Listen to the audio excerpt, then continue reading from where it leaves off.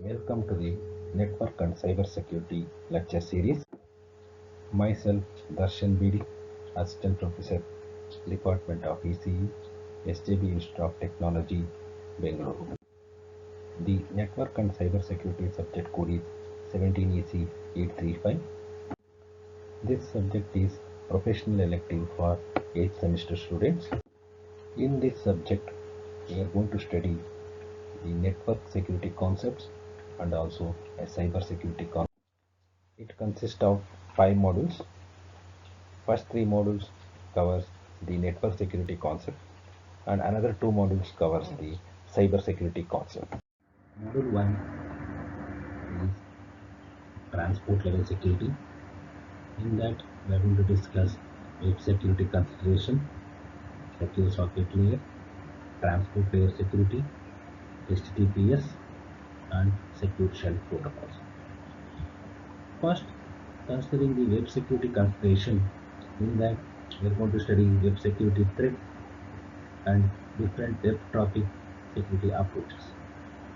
In secure socket layer, we are going to study the secure socket layer architecture, secure socket layer protocol stack and secure socket layer record protocol operation.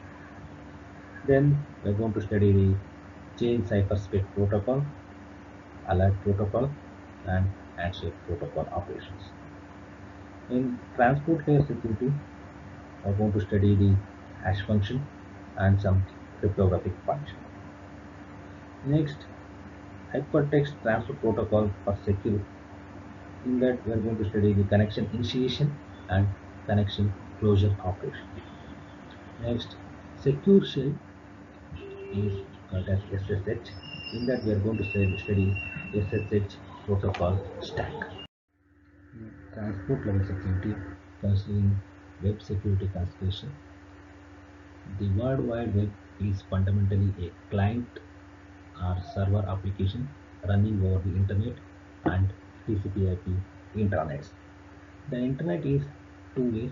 Even unimportant systems like electronic pushing system, voice responses or patchpad are vulnerable to attacks on the web server or the internet. The web is increasingly serving as a platform for corporate and product information and as a platform for business transactions. Reputations can be damaged and money can be lost if the web servers are subverted. Once the web server is subverted, an attacker may be able to gain the access data from the system. A casual and untrained users can call it as common clients or web-based services. Such users are not always aware of the security risks. Web security threats. The threats in terms of passive and active attacks. We are going to divide the attacks into passive and active attacks. First, consider the passive attacks. Passive attacks include eavesdropping on network traffic between browser and server and gaining access to the information on website that is supposed to be restricted.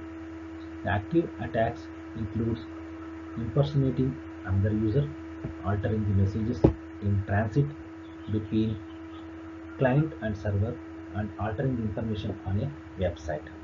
The passive attacks occurs in between the network itself, but active attacks occurs from the outside the network. Another way to classify web security threat is in terms of location of the threat. So it may be the inside the network or it may consider outside the network.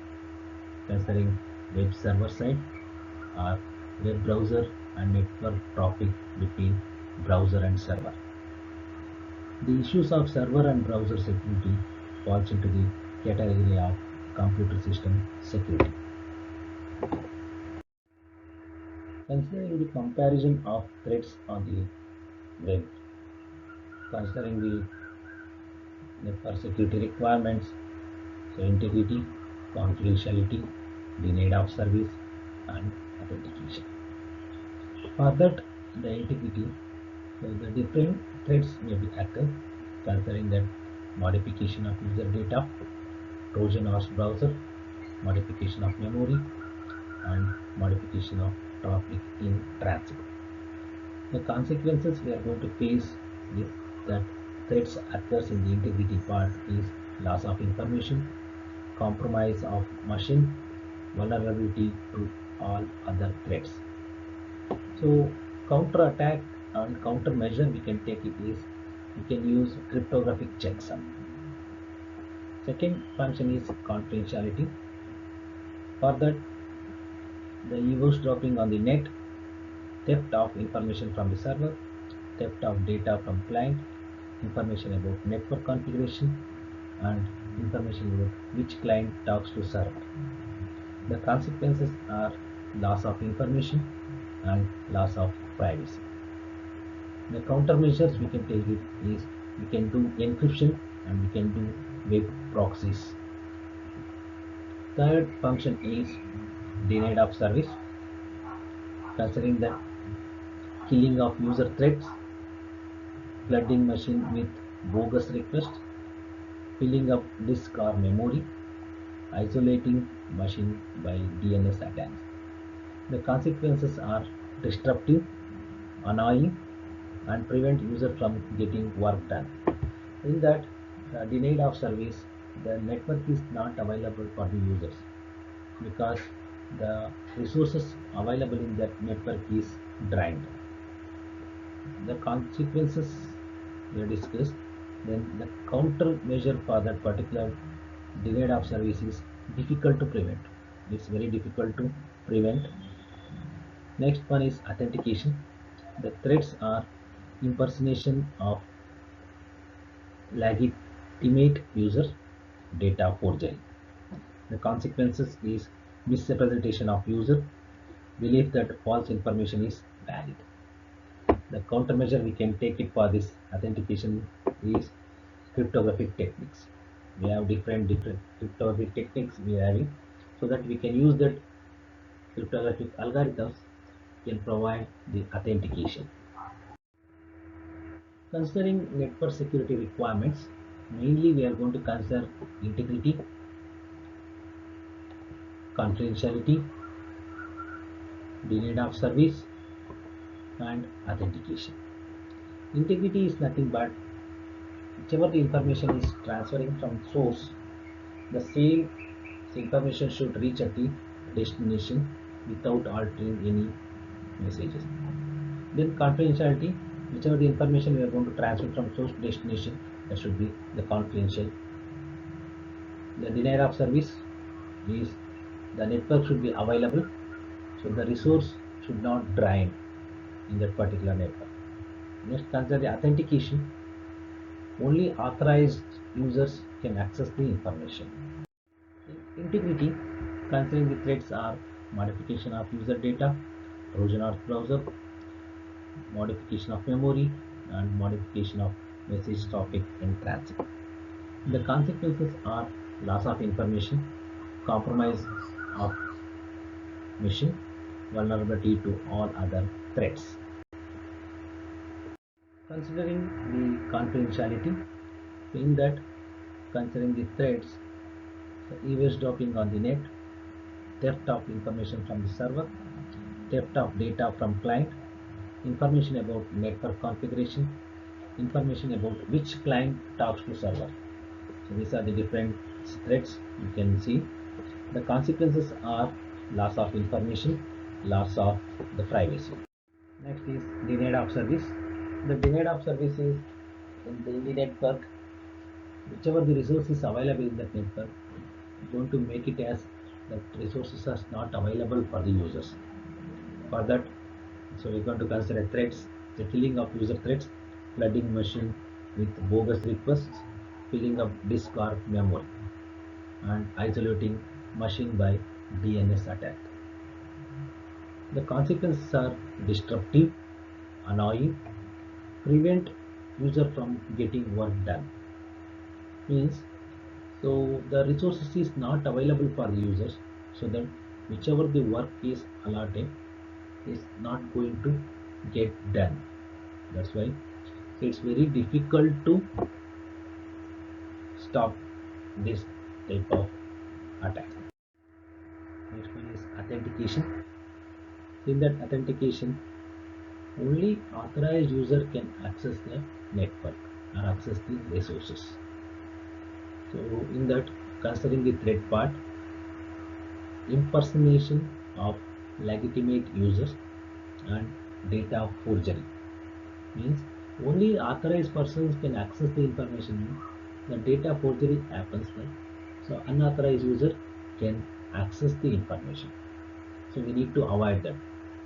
Okay, so we are going to face the consequences are misrepresentation of user.